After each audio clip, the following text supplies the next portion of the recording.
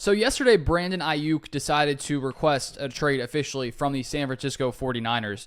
And today on the Pat McAfee show, Pat McAfee was joined by former NFL GM Michael Lombardi. And they talk about, would the 49ers really trade Brandon Aiyuk? So here is the clip, and then I'll give my thoughts. It's called alignment, right? When you're aligned as an organization, then there's nothing from the outside can really affect you because they can't get to your owner. They can't get to your vice president or president. Everything is kind of aligned. Everybody understands what we're doing. It's not on the same page. Everybody's on the same page.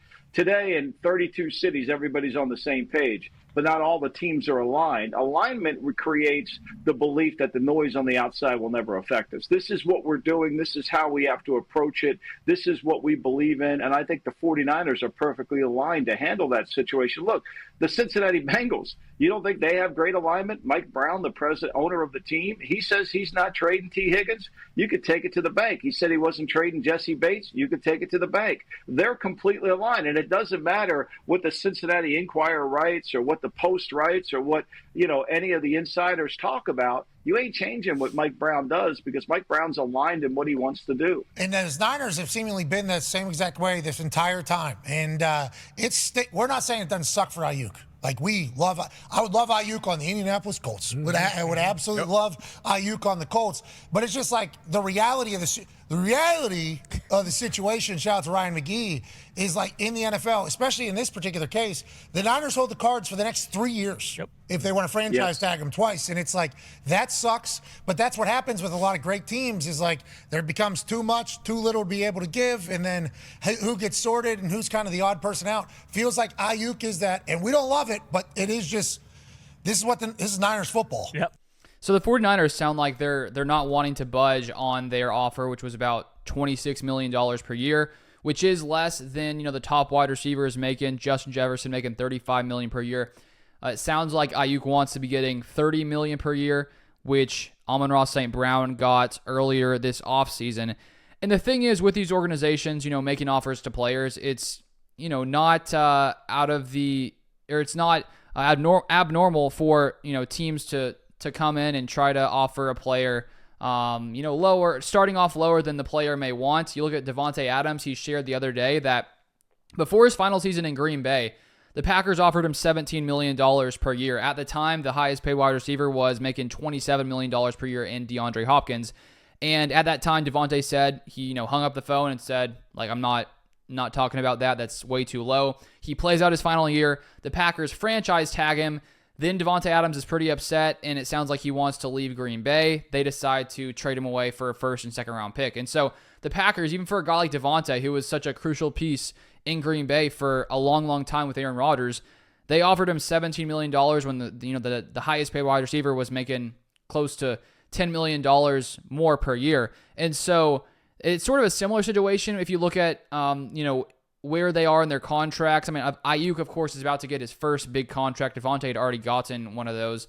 But the Packers had an ability to franchise tag Davante after the year, and so they didn't necessarily have to offer more here. The 49ers also have the ability to franchise tag Brandon Aiyuk, and this would be a much different scenario if that wasn't available, the franchise tag, because for the 49ers, if the tag wasn't available and they didn't decide to give Aiyuk what he wants, then Aiyuk would just become a free agent, would make all the money he wants, likely in the offseason, with 32 teams being able to come in there and give Brandon Aiyuk an offer. But because of their ability to franchise tag him, not only in 2025, but also in 2026, it gives them all the leverage. And if they were to tag him in 2025 and 2026, based on the current salary cap projections, and franchise tag projections, he would get about $22 million per year over the next 3 seasons. And so them offering him 26 is more than he would get if he got franchise tagged for 2 consecutive years.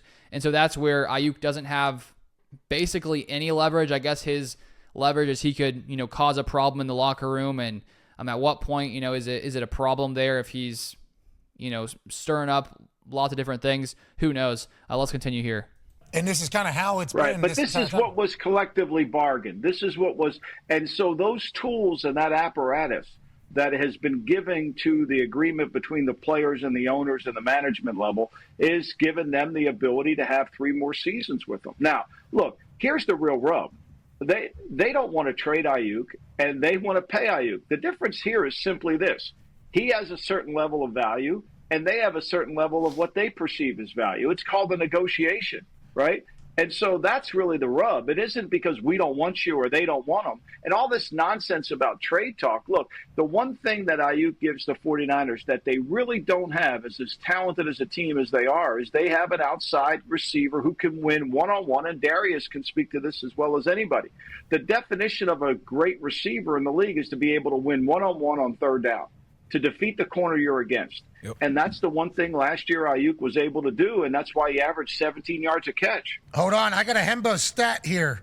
Shout out to Hembo, by the way. 81% of Brandon Aiyuk's catches last season resulted in a first down or a touchdown. Okay, that's 61 of 75. That percentage obviously led the NFL. So Aiyuk knows that. Yeah. Mm-hmm. Aiyuk knows that. He understands it. He's seeing other wide receivers that he probably thinks, like, is this person as important? And they're getting, and I'm just sitting here for what? And that's why he's angry. And you saying, like, hey, the Niners want to pay him.